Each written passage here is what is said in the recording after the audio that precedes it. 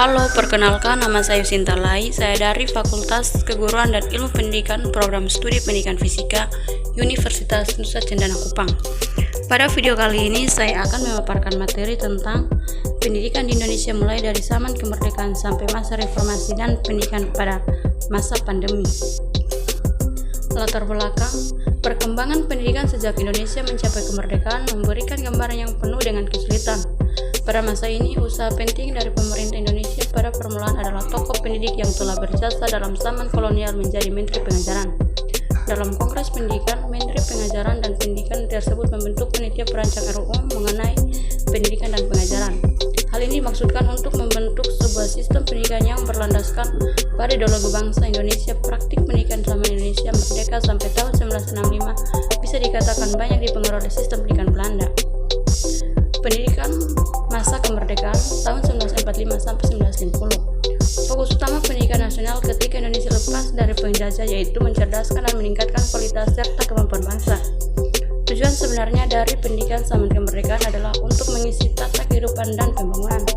Tujuan tersebut mengalami kendala yaitu penjajah Belanda ingin menjajah kembali sehingga memaksa kita kembali berjuang secara politik dan fisik serta adanya kendala dari dalam yaitu pergolakan politik.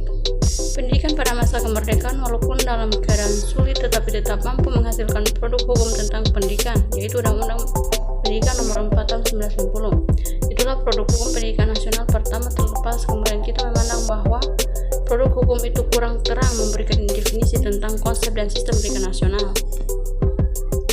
Pada tanggal 25 November 1945, berdiri Persatuan Guru Republik Indonesia atau PGRI yang mempunyai asas-asas perjuangan sebagai berikut: mempertahankan dan menyempurnakan Republik Indonesia, mempertinggi tingkat pendidikan dan pengajaran sesuai dengan dasar-dasar kerakyatan, membela hak dan nasib buruh pada umumnya dan guru pada khususnya. Demikianlah pendidikan antara tahun 1945 sampai 1950 adalah pendidikan masa perjuangan. Ciri-ciri utama pada masa periode ini adalah terdapat semacam dualisme dalam pendidikan.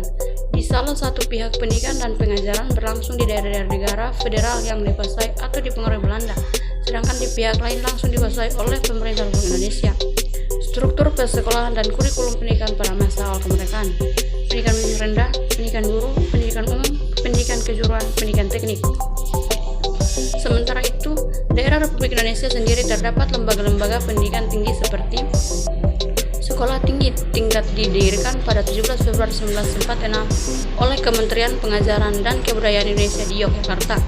Balai Perguruan Tinggi Gadjah Mada didirikan pada 3 Maret 1946 oleh Yayasan Balai Perguruan Tinggi Gadjah Mada, terdiri dari Fakultas Hukum dan Fakultas Kesusastraan di Yogyakarta.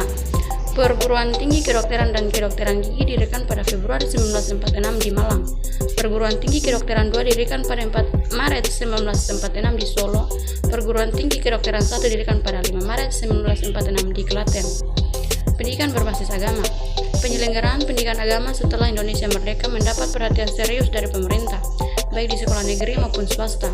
Usaha untuk ini dimulai dengan memberikan bantuan terhadap lembaga sebagaimana yang dianjurkan oleh Badan Pekerjaan Komite Nasional Pusat atau BPKNP. 27 Desember 1945 menyebutkan bahwa madrasah dan pesantren yang pada hakikatnya adalah satu alat dan pencerdasan rakyat jelata yang sudah berakar dalam masyarakat Indonesia pada umumnya, hendaklah pula mendapat perhatian dan bantuan nyata, tuntunan dan bantuan material dari pemerintah. Dasar negara yang telah disepakati bersama saat mendirikan negara Pancasila yang tertuang dalam pembukaan Undang-Undang 1945 inilah yang dijadikan pangkal tolak pengelolaan negara dalam membangun bangsa Indonesia.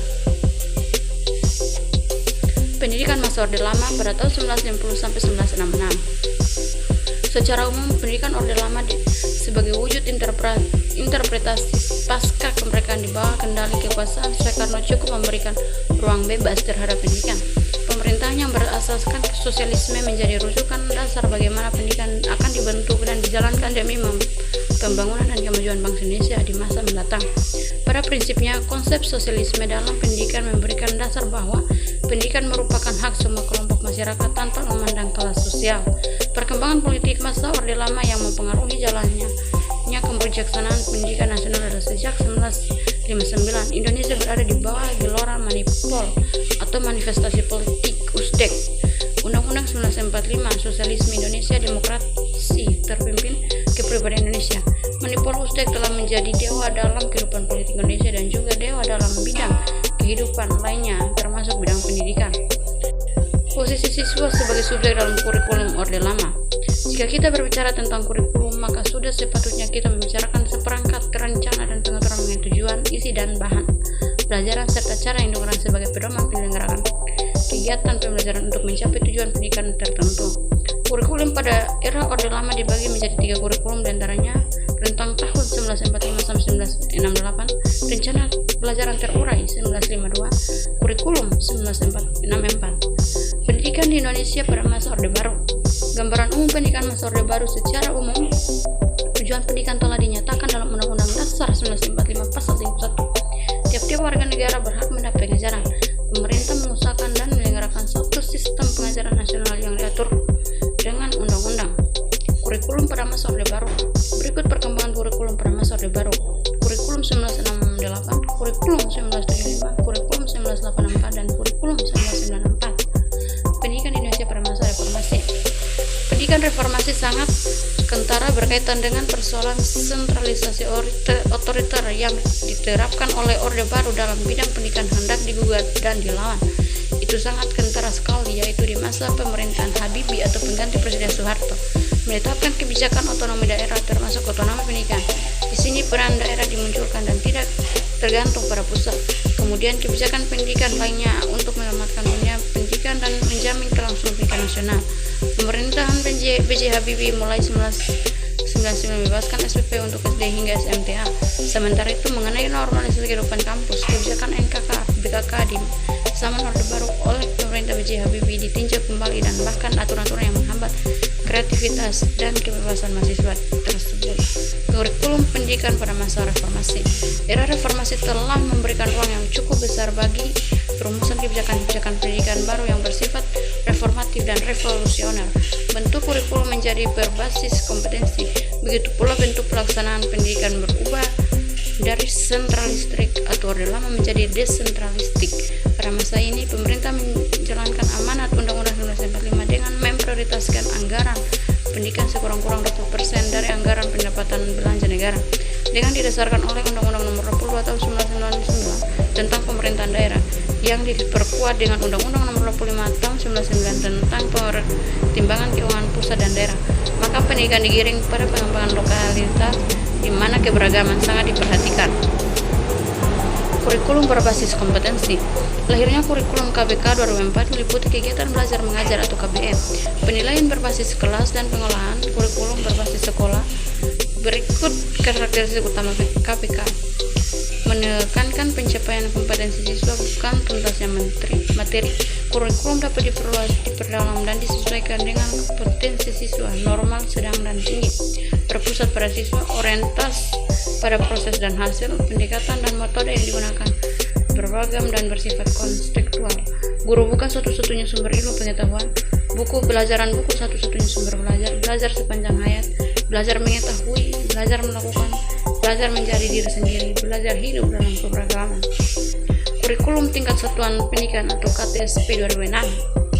Secara umum KTSP tidak jauh berbeda dengan KBK, namun perbedaannya menonjol terletak pada kewenangan dan penyusunan, yaitu mengacu pada desentralisasi sistem pendidikan. Pemerintah pusat menetapkan standar kompetensi dan kompetensi dasar, sedangkan sekolah dalam hal ini guru dituntut untuk mampu mengembangkan dalam bentuk silabus dan penilaiannya sesuai dengan kondisi sekolah dan daerahnya. Jadi pada kurikulum ini, sekolah sebagai satuan pendidikan berhak untuk menyusun dan membuat silabus pendidikan sesuai dengan kepentingan siswa dan kepentingan lingkungan. Cara mengatasi learning loss di masa pandemi. Tak dapat kita pungkiri bahwa pandemi COVID-19 telah berimbas dan beragam sektor kehidupan, salah satunya pendidikan. Salah satu yang paling terdampak adalah siswa. Kondisi ini disinyalir menjadi penyebab learning loss pada siswa. Mengenal fenomena learning loss. Melansir di Glossary of Education Reform, learning loss adalah suatu fenomena yang merujuk pada keadaan hilangnya pengetahuan serta keterampilan seseorang, baik secara umum maupun spesifik, yang diakibatkan hambatan tertentu. Selain itu, learning loss juga dapat berarti kemunduran dalam bidang pelajaran atau akademik. Faktor penyebab terjadinya learning loss pada siswa. jangka waktu libur yang terlampau lama, siswa gap year, cuti atau putus sekolah, pengajaran yang kurang efektif pandemi COVID-19. Ciri-ciri anak terkena learning loss, semangat belajar yang menurun, teledor dan lalai mengenai tugas, grafik nilai. Upaya mengatasi learning loss di masa pandemi. Buat suasana belajar semirip mungkin dengan sekolah. Pahami materi yang anak pelajari, beri anak media pendukung pembelajaran, bantu anak menemukan dan mengembangkan hobi, jalin komunikasi dengan guru, ajak anak refreshing secara rutin, buat sesi head to head dengan anak, beri reward kepada anak setelah berusaha. Anak alami learning loss, banyak cara ampuh mengatasinya. Apa saja cara untuk mengatasi learning loss di masa pandemi? Dengan membuat suasana belajar semirip mungkin dengan sekolah untuk menambahkan semangat anak selama belajar secara daring. Pahami materi anak yang sedang dipelajari, guna mengontrol pemahaman anak selama belajar secara daring. Beri anak media pendukung pembelajaran, bantu anak menentukan dan mengembangkan hobi untuk semakin semangat dalam menjalani hari di masa pandemi.